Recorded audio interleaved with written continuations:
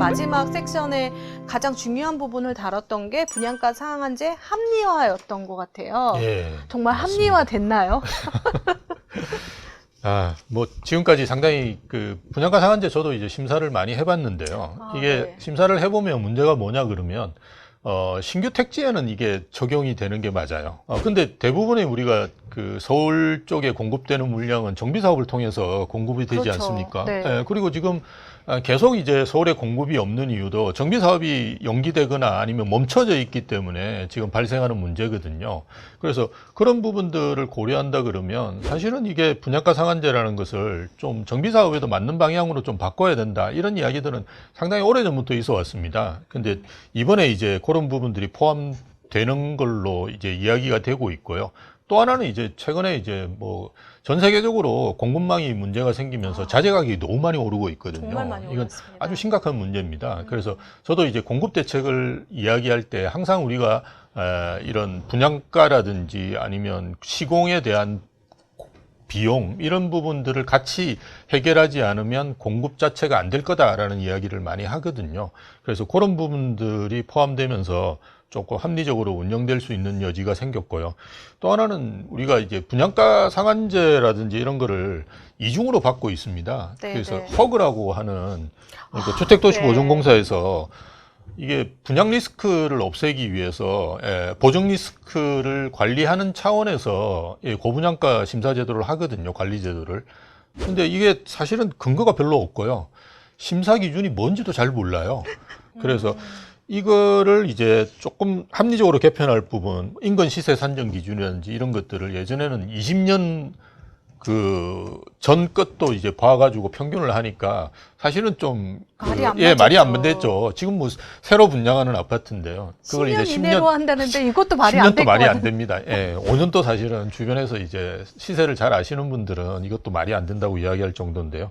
그나마 이거 10년 이내로 변경시켰고요. 그 다음에 제가 말씀드린 깜깜이 심사 같은 거를 심사 기준을 좀 공개하는 방식. 그래서 문제가 있으면 그 부분에 대해서 문제가 있다라고 이제 그죠 소명을 네. 할 수 있는 이런 것도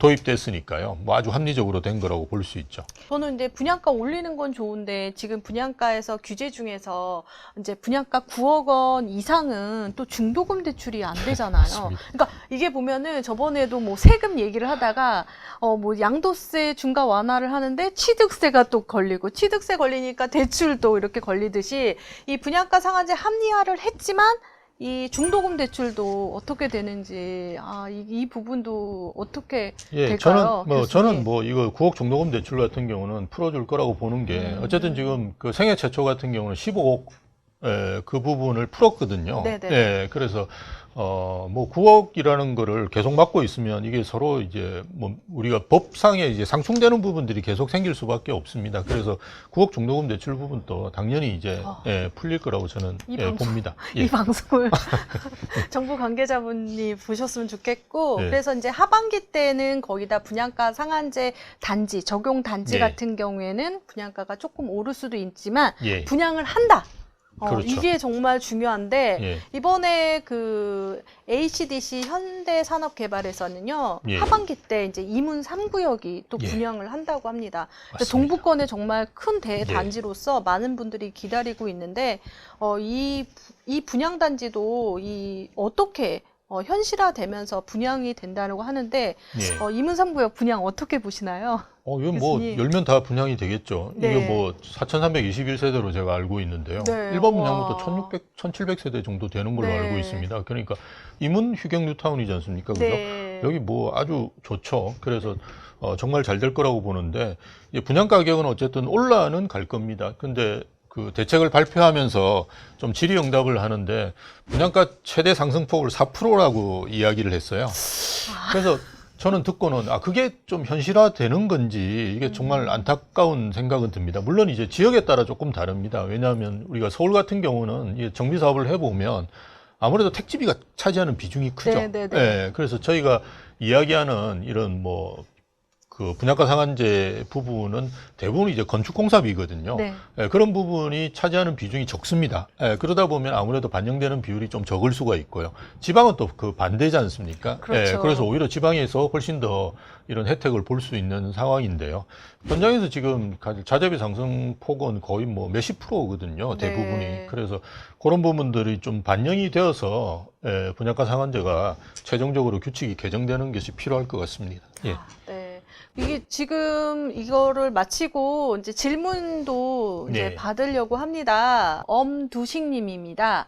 신혼부부 생애 최초 주택 구매자를 위한 정책들이 있는지, 무주택자들에게 대한 전략, 팁이 무엇이 있을까요, 교수님? 정지영 대표님이 말씀해 주셔야 될 것 같은데요.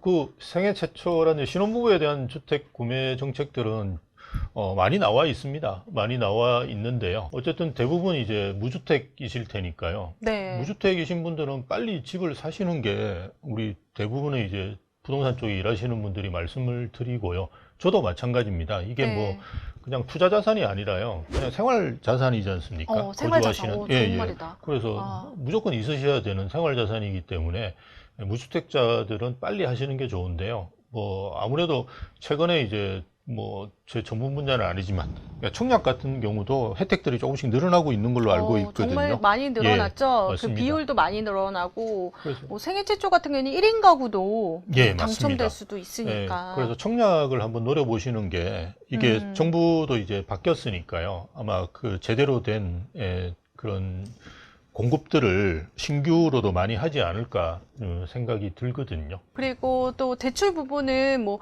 하반기 때 그렇죠. LTV 80%까지 해준다고 맞습니다. 하니까 그런데 이제 DSR 소득이라는 부분도 뭐 청년들을 우대해서 해주겠다. 예. 그리고 뭐 30년을 갚아야 될 걸 40년, 50년까지. 예, 맞습니다. 이러니까 월 이제 갚는 게 많이 떨어지죠. 네네. 예. 그런 부분이 이용하시면 대출을 이용하고 청약으로 당첨되는 게 가장 좋은 전략인 것 같습니다. 예, 맞습니다. 저도 그렇게 봅니다. 근데 방금 전에 우리가 이문 3구역에 대해서 이야기를 했잖아요. 그래서 가점이 어느 정도 되는지 이건 제가 얘기를 해야 될 것 같습니다. 우리 정지영 대표님이 전문 분야십니다. 네.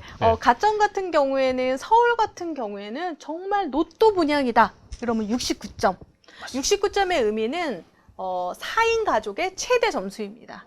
그래서 만약에 조금 가격이 로또 분양보다 뭐 약간 로또 이러면은 64점까지 당첨 가능성이 있고요. 그런데 이제 평형별로 조금 다른 것 같아요. 초소형 평수라고 해서 우리가 말하는 59제곱 전용 59제곱미터보다 낮은 그러니까 작은 단지 같은 경우에는 작은 평형 같은 경우에는 좀 더 60점 초반으로 당첨권이 되지 않을까 싶은데요. 이렇게 가점이 필요 없는 것은 바로 또 특별 공급입니다. 저 앞서 말했듯이 1인 가구 생애 최초 같은 경우에도 꼭 노리셔서 네. 거기 이문 3구역에 또 당첨되시면 정말 좋을 것 같습니다. 이 질문은 정말 어떻게 얘기해야 될까 이런 질문 많이 받는데요. 예. 하반기 집값 정말 폭락하나요, 교수님?